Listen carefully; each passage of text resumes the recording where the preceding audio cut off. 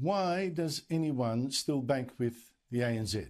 Why would you hand your cash to a bank that, in my opinion, puts Australian jobs, Australia's future at risk?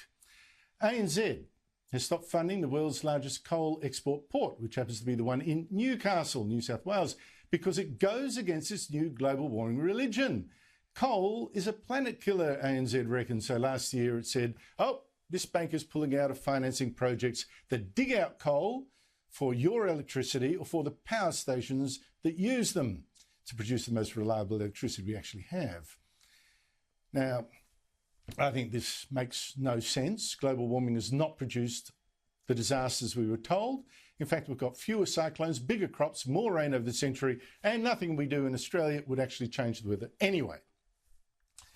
But the ANZ decision could have hurt Australian workers. True, National Australia Bank has stepped in, kudos. But we've got the ANZ walking away from a project that contributes $1.5 billion to our economy and supports 9,000 Australian jobs. So it's all symbolism for no gain to the climate. I was joined earlier by Resources Minister Keith Pitt. Keith Pitt, thank you so much indeed for your time. What's your reaction to the ANZ walking away from our biggest coal export port? Great to be with you, great to be with your viewers. I've had a discussion with the CEO this afternoon and clearly I'm disappointed with the decision of ANZ. As I've said, both personally and publicly, I want to see Australian banks supporting the Australian resources sector, whether that is coal or iron ore or gold or critical minerals, all of which are a big part of our economy and continue to drive jobs for Australia. Does this make any sense to you in a sort of like, bank balance book? Killing our exports of coal, that makes effectively no difference to the climate, but it would make a terrible difference to working class jobs here in Australia, plus, of course, the government's tax take. Does that make sense to you? Well, the short answer is no. There's some 9,000 jobs that hang off the back of Newcastle Port. We know that in the coal sector in December, there are more people employed in the coal sector now than they've ever had since 2012.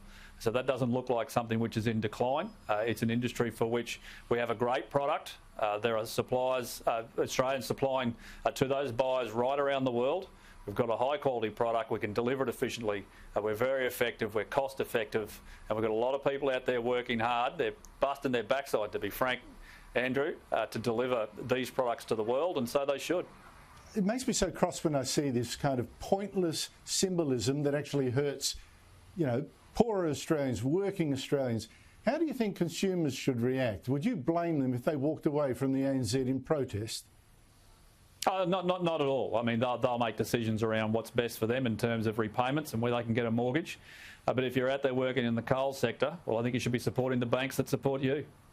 By the way, this big and important port in Newcastle, half owned by a Chinese company that's very close to the Chinese regime. In fact, the regime itself used to own that shareholding. Does this worry you?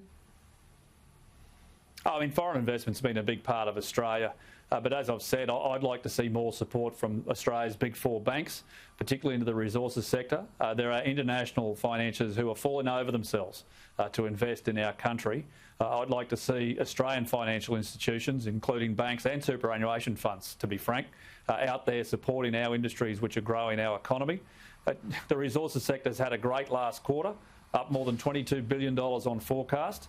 More than 20,000 additional jobs, over 260,000 Australians employed. There's not many sectors that can do that in a 12-week period. Yeah, the problem is, of course, if Australian banks like ANZ will not support investment in a coal port, export port, but China will, then of course we're sitting ducks for China to take over. Who is going to take over that shareholding ever? The 2050 aim of the Prime Minister, net zero emissions in this country.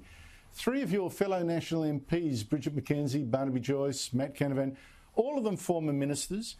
Two of them were in leadership positions. They say they want agriculture, mining and industry protected in any such plan. Canavan and Joyce have both said today that vote against the government if that's what it took. Matt Canavan spoke about that today. I'd vote against net zero emissions because it would cost hundreds of thousands of Australian jobs and it would make our country poorer. Would you also vote against the government? Would you quit if it adopted a 2050 target? Oh, Andrew, firstly, there's nothing to vote against at the moment. The government's policy hasn't changed, which is the 2030 commitment. And if you sit in the Nationals room, well, you support regional Australia, and that's exactly why I'm there. So our position's pretty straightforward. We don't support things that cost regional economies, that weaken regional economies, that cost regional jobs. But right now, there's no proposal to argue about. I mean, I've seen the Prime Minister's comments, but the government's position remains committed to 2030. Angus Taylor's got the technology roadmap, which includes small modular reactors, and we should never forget the fact that we are exploring those nuclear options as part of the technology roadmap. But once again, our job's to stand up for regional Australia, and that's what I intend to do. But I'm hearing you. Are you saying that you would not support a 2050 target that would affect agriculture, for instance? Oh, you never show your cards before the fight, I've got to tell you, Andrew. Right now, there's no policy. If there's something to be put forward, well, we'll obviously have the discussion and we'll look at what's in the best interest of the people we represent. But that's not the case at the moment. And whilst there's plenty of commentary running around, there's been no change. Keith Pitt, thank you so much for your time. Mate, it's great to be with you. Great to be with your viewers.